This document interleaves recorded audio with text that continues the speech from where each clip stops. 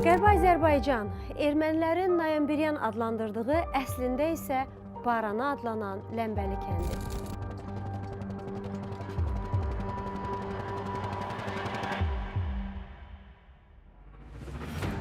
Bu kənddə digərləri kimi öz tarixi faciəsini yaşadı. Əzildi, döyüldü, köçməyə məcbur oldu. Bir sıra təzyiqlərə məruz qaldı.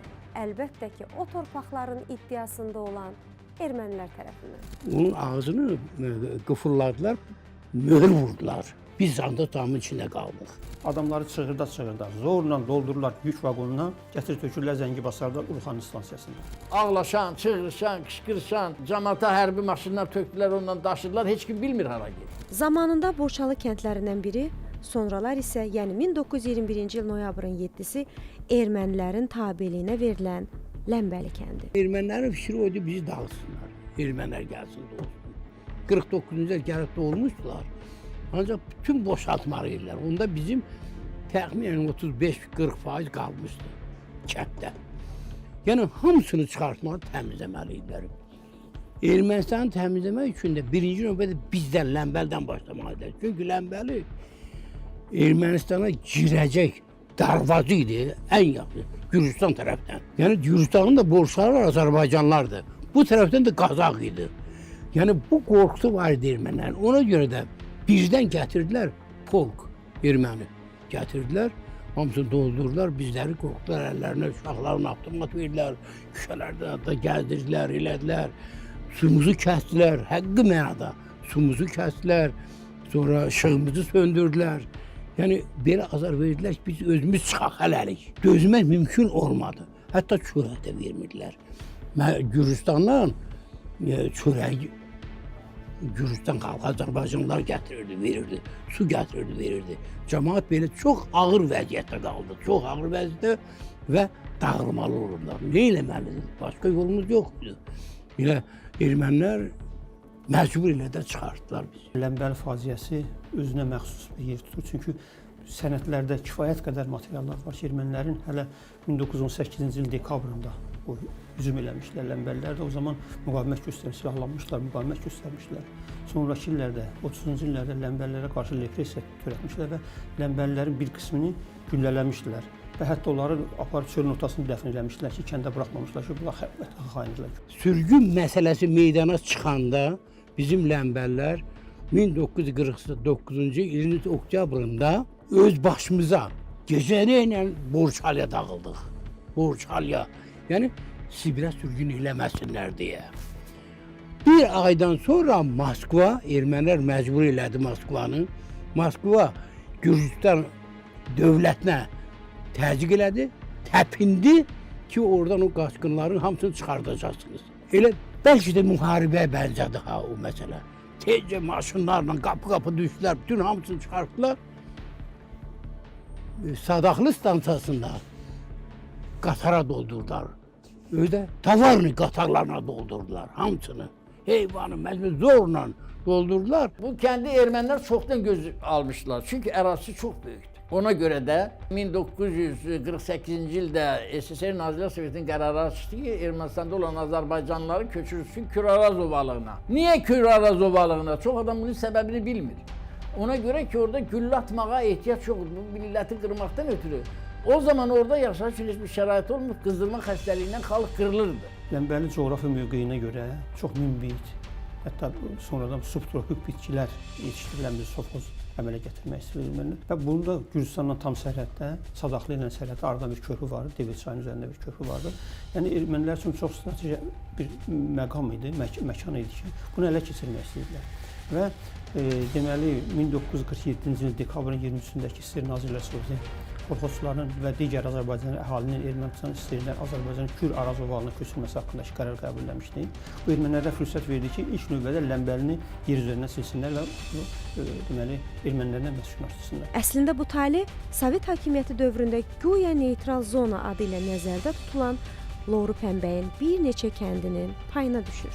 Sonralar 1938-ci ilədək Ləmbəlini Allahverdi rayonuna daxil edirlər və nə təəssüf ki, Ləmbəlinin tarix boyu yaşadığı faciələr bununla bitmir.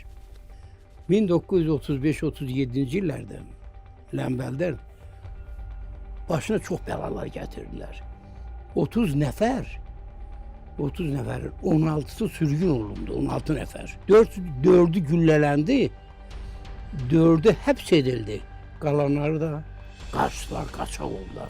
Xalq kəndi tərk elədi, biz Sadaxlıya köçdük. Deməli bu kənddən çayı keçdik bu tərəfə. Eşalon tərəfində apardılar, bizi çıxartdılar. Masis deyirlər indi, o zaman Urxanlı stansiyasıdır. Oradan da vagonlarımızı boşaltdılar, döndürdülər. Mal, qara hamısı tökülüb ortalıqda. Ağlaşan, çığırışan, qışqırışan, cəmaata hərbi maşınlar tökdülər, ondan daşıdılar. Heç kim bilmir hara gedir. Apardılar, bizim bir hissəsini Ağkilsiyə tökdülər, bir hissəsini orada tökdülər. Ancaq əhali şəraitə də düzmək istəmir. Çünki bunların öz torpaqlarına qayıdış. Və bunlar 50-ci ilin əvvəlində bunlar əhali dağ yolu ilə, Gədəbəy yolu ilə, Qazaq üzərindən Gədəbəy yolu ilə əhali 3 gün ərzində piyada xeyli hissəsi belə də əksəriyyəti gəlirlər. Kəndə gəlirlər, kənddə artıq ermənilər nə ediblər? Kənddə Azərbaycan evlərinin məskunlaşıblar evlərində. 71 ailə nəfər yox, ailəni Basarkeçərin Zot kəndinə, 15 ailəni Basarkeçərin Ağkilsə kəndinə köçürdülər. Şəxsən mənim ailəm Sadaxlıya getdik, Sadaxlı kəndinə, Gürcüstan. Bir evdə bizi saxladılar, dam evində, yenə mal damı. Onun ağzını qıfırladılar, möhür vurdular. Gəlib yoxlayanda görürlər bu möhürlənib gedib də. Biz anda damın içində qaldıq. Sonra Arabi Nəzadla 49-50-ci ildə geri qaydanda bizimkilər, biz də getdik kəndimizə. Kəndimizə getdik Allahın zülümü ilə. Yer yox, ev yox, yer damını dikərək başladıq yaşamağa. Bizim Ləmbələr, Allah onlara rəhmət eləsin, dönə-dönə. Həmin qatarın qarşısını kəsdilər. Orada bizim Ləmbəllərin qabaqçıl adamları qatarı saxladılar. Bir neçə nəfərini də öldürdülər. Oradakı pulemyotların hamısı 60, səhv eləmirəmsə də 60 pulemyotu Ləmbəllər götürmüşdü.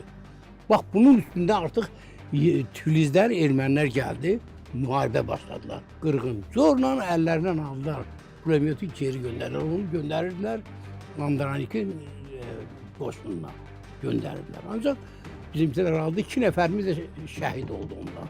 2 nəfər Azərbaycanlılar öldü. Öz məqsədləri üçün hər bir qeyri-insani üsullara əl atan ermənilər ancaq sənayenin inkişafı adı altında məkanı qəbirstanlıq seçə bilərdilər. Yəni qəbirstanlığı dağıdıb yerində zavod tikdilər. O qəbirstanlığı dağıtdılar, erməni onu da ondan da istifadə edirlər. Dağıtdılar, yerlərində xalqa icazə verdilər, balaca zemlyankalar deyirlər də, dam daxmalar da düzəltdilər daldalanmaq üçün. Əhaliyə məcbur olur o kəndin ətrafında yerin altında daxmalar elə o qazmalar. Qazıb orada müvəqqəti məskunlaşırlar. 1949-cu ildə ermənilər orada şərab zavodu tikdilər. Şərab zavodu. O şərab zavodunun qəbirstanlığı dağıdaraq tikdilər. Qəbirstanlığın yerində Azərbaycanlıların qəbrini dağıdaraq tikdilər. Qəbirstanlığı dağıdıblar, orada yerində şərab zavodu tikiblər. Orada qəbirstanlıq var idi. O qəbirstanlığı bəli, düzdür, daşları da vardı, bu son vaxta qədər də qalırdı. Onu dağıtdılar, yerində qəsdən onun deməli söküntü daşlarını da o şərab zavodunun fundamentinə tökürdülər. O qəbirstanlıqda olan daşları da nə var hamısını. Düzlədilər, üstündə şərab zavodu tikdilər. İnanın bir şeyə, o 49-cu 50-ci ildə mən şəxsən özümü deyirəm ha. Getdim, o qəbir dağıntının içindən qəbir daşlarının üçünün 3 qəbir daşını sildim, təmizlədim. Biz də universitetdə fars dili keçmişdik. Bir balaca oxuya bilirdim. 3 nəfərin qəbir daşını təmizlədim. Mehdi Əlioğlu 1209-cu il qəbir daşının üstündən götürmüşlər bunu. Qurban Umaroğlu 1278-ci il. Bir də adı pozulmuşdu Hətəmoğlu 1271-ci il. Hamısı Ləmbəli cəmaatından yazılmış dillərin adında. Burada nə erməni adı var, nə erməni məsələsi var. Heç nə yox idi, hamısı Azərbaycanlılar idi. Komissiyada aydın olur ki, deməli, orada Mərkəz Seri, Kənd Təsərrüfatı Nazirinin müavini Dimitriyev gəlir, Bunlar bir yerdə komissiya təşkil edirlər, gedirlər və orada yoxlamada aydın olur ki, doğrudan Ləmbəli haqlıdırlar. Bunları zorla köçürüblər. Çünki o 1947-ci il qərarında könüllü surətdə köçürmə sözü yazılmışdı. Bunlar zorla köçürülür. Ermənilərin müxtəlif bəhanələrlə köçürülməsini tarixi sənədlər təzadlı şəkildə sübut edir. Mənim əlimdə 7 sənəd var, hansı ki bizim dövlət arxivində bu sənədlərin sürətləri əsl orada saxlanılır. Burada birinci sənəddə deməli 1948-ci ildə köçürülən əhali ilə bağlı rayonlar üzrə burada siyahı verilib və burada da daxil olub Ləmbəli rayonunun, deməli Noyonberan rayonunun Ləmbəli kəndinin 245 ailə, 1149 nəfər, 1179 nəfər və bunda ilk növbədə deməli burada həm payız köçürülməsi var, həm yaz. Bunlar dərhal yaz köçürülməsində zamanı Ləmbəlini yer üzərindən silmək istəyirlər. Azərbaycan Nazirlər Sovetinin Ermənistanda nümayəndəsi var idi, Mürsəl Məmmədov. O köçürmə işlərini, o təşkilat işlərlə məşğuldur. Azərbaycan Nazirlər Sovetinin sədri Teymur Quliyevə məktubu var ki, deyir ki, ermənilər bunu ilk növbədə yaz sessiyasını, yaz dövrünə salıblar ki, dərhal Ləmbəlini köçürsün. Ancaq deyir ki, Ləmbəlilərin bu qədər əhalinin eyni zamanda köçürülməsi və bir yerdə məskunlaşması mümkün olan şey deyil. Yəni burada 245 təsərrüfatdan 1179 nəfərin köçürülməsi mümkün deyil. Və ona görə də bu deyir ki, yaxşı olar ki, deyir bu təxirə salınsın. Köçürülməsi təxirə salınsın, çünki əhali kompakt şəkildə köçürmək istəyir. Parçalanmaq istəmirlər, əhali dağılmaq istəmir. Bu sonrakı dövrdə isə ermənilər görürlər ki, artıq Ləmbəlilər müqavimət göstərirlər və 1948-ci il 14 oktyabrda Ermənistan Nazirlər Sovetinin qərarı var. O qərarla da burada qərar qəbul edirlər ki, burada Zeytun sovxozu yaradılsın və onların, çünki kolxoz idi. Kolxoz da bilirsiniz ki, kolxoz necə qurulmuşdur? Kolxoz o kənddə yaşayan, o ərazidə yaşayan əhalinin şəxsi mülkiyyətləri əsasında qurulmuşdur. Şəxsi təsərrüfatları arasında, torpaqları və mal, qoyun əsasında kolxoz yaradılmışdır. Yəni bunların şəxsi mülkiyyəti idi. Kolxoz təsərrüfatı orada cəmləşən, onun kolxozun üzvü olan adamların şəxsi mülkiyyətində. Və burada Ermənistan Nazirlər Soveti qərar qəbul edir ki, və buradakı deməli o evlərin qiymətləndirilsin və o qiymətləndirməsi ilə bağlı onların deməli kompensasiya verilsin və bunlar buradan çıxarılsın. Lakin növbəti bir sənəd 18 oktyabr 1948-ci ildə deməli Ləmbəli kəndimi də aşağı köprülü qonşu kəndləri ikisini bir yerdə köçürmək istəyirdilər. Ermənistan Nazirlər Sovetinin sədri müavini Piruzyan Azərbaycan Nazirlər Sovetinin sədri Teymur Quliyevə məktub göndərir. Məktubda yazır ki, deməli İSSR naziri artıq ermənilər necə bizgəli atırlar. Görürlər ki, Azərbaycanlılar köçmək istəmir, dirənirlər. İSSR Nazirlər Sovetinin qərarını qəbul etdirirlər ki, deməli 29 sentyabr 1948-ci ildə İSSR Nazirlər Soveti qərar qəbul edir ki, Ləmbəlidə subtropik sovxoz yaradılması haqqında qərar qəbul edir. İSSR Nazirlər Soveti təsəvvür edirsiniz. Yəni ki, artıq bunu Moskvanın əli ilə həll etmək istəyirlər. Özləri çünki bacara bilmirlər. Burada ermənilər nə edirlər? Biz yenə saxtakarlığa yatırlar. Tarixdə olduğu kimi hər dəfədir. Deməli gəlirlər Ləmbəliyə və cəmaatı yığırlar, deyirlər ki, biz köçürmə haqqında, könüllü köçürmə haqqında siz təsərrüfatın üzvləri qərar qəbul edin. Və orada əhali çıxış eləyir və çıxış eləyir, əhali narazılığını bildirir. Burada isə deməli Ləmbəli kəndinin sakini Seyidov Əli Məmmədoğlunun Bağırova, Mücəffər Bağırova göndərdiyi məktubdur. Arxivdə bu sənəd var. Deməli deyir ki, bizi deyir, yalanla deyir, saxta deyir, sənəd qəbul etdiriblər.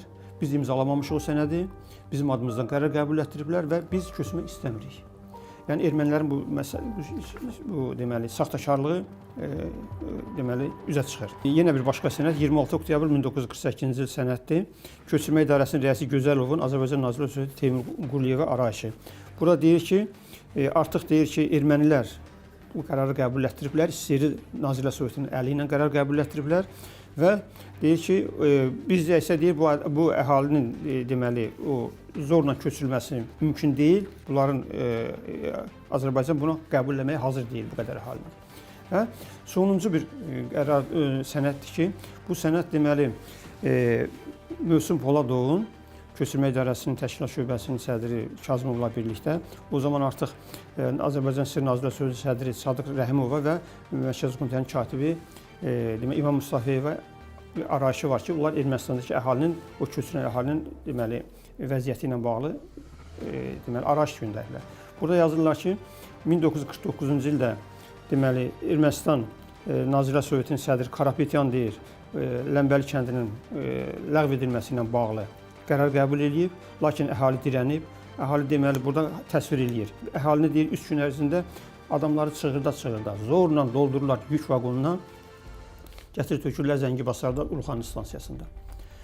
Və deməli orada əhali orada bir müddət qalır və o zaman Basar Keçər rayon partiya komitəsinin birinci katibi Talib Musayev birinci katibi idi. Bundan xəbər tutur və o zaman da Cəfər Vəlibəyov onda Ermənistanda Sovet Ermənistan qəzetinin baş redaktoru idi. Onunla danışırlar, deyirlər ki, bu hələ qalıb burada qışın günündə bunlar qırılırlar burada. Nə etmək lazımdır? Talib Musayev deyir ki, bəs artıq oradan Zoddan və Zərkənddən Azərbaycanlıları deportasiya eləmişdilər. Orada boş evlər var idi. Talib Musayev deyir ki, bəs mən bunları sahib çıxmaq lazım. Bunları deməli gətirirlər İrəvana. İrəvandan da bunları gətirirlər deməli Kəvərə, Göyçə gölünün deməli sağ sahilinə. Kəvərdən bunları lotkalarla, qayıqlarla, bunları hələ qışın gündə şaxtada bunları gətirirlər Basar Keçərə. Təbii ki, Ləmbəlilər bu haqsızlığa, bu əziyyətlərə susaraq tabe olmaq istəmirdi. Mübarizə aparırdı və araşdırılması üçün komissiya tələb etdilər. Deməli 1947-ci il qərarında Azərbaycan əhalinin könüllü sürətdə köçürülməsi təsbit edilmişdi, könüllü sürət. Lakin Ləmbəlləri zor gücünə təzəvvür edin, götürüblər, qaçıblar Gürcüstana, Gürcüstandan İrəvan ətrafına, Uluxanıya, Uluxanıdan Göyçəyə, Göyçədən təzədən qayıdıblar. Bu komissiya bunu hamısını araşdırıb, əhali şahidləri dindirib və belə qərar gəliblər ki, Ermənistan hökuməti Azərbaycanlılara qarşı ədalətsizlik eləyib. Və o zaman Mərkəzi Komitənin birinci katibi Tovmasyana məcbur edirlər ki, Ləmbəlilərin geri qayıtması haqqında qərar qəbul etsin. Və yeganə haldır ki, bütün Ermənistandan deməli 1948 53-cü illərdəki köçürülən əhalinin təxminən 26 rayonunun təxminən 200 yaşayış məntəqəsindən Azərbaycanlıları zorla deportasiya edildilər. Yeganə Ləmbəli haqqında Ermənistan hökuməti qərar qəbul elədi ki, bunlar geri qayıtmasının hüquqlarını təmin etsinlər. Lakin yenə də Ləmbəlilərin deməli özləri öz güclərinə yeni evlər tikməyə məcbur oldular, çünki öz evlərində artıq ermənilər yaşayırdı, məskunlaşmışlar, xaricdən gələn erməniləri məskunlaşdırmışlar və Ləmbəlilər deməli 1954-cü ildə onun hüquqları bərpa olundu. Lakin 1988-ci ildə yenidən Azərbaycan deportasiyası zamanı ermənilər bu məşrli niyyətləri həyata keçirə bildilər. Ləmbəlilər 88-ci il noyabr, dekabr aylarında Ermənistandan tamamilə silindilər və bugünkü gündə də Ləmbəlilər Azərbaycanın müxtəlif rayonlarında, xüsusən Qazax ətrafında, Qazax rayonunun müxtəlif kəndlərində Ləmbəlilər məskunlaşıblar, bir qismi Bakıda, müxtəlif yerlərdə məskunlaşıblar. Vətən ərazisinin böyüklüyü ilə yanaşı, həm də vətəndaşının böyüklüyü ilə ölçülür. Bugün hər bir qərbi Azərbaycanlı kimi Ləmbəlilər də keçdikləri çətin yola baxmayaraq işıqlı yolun açılmasını gözləyir. Biz Allah qoysa bu gün sabah gedəcəyik öz vətənimizə. Torpaq kimindir? Son nöqtədə torpaq onun olmalı.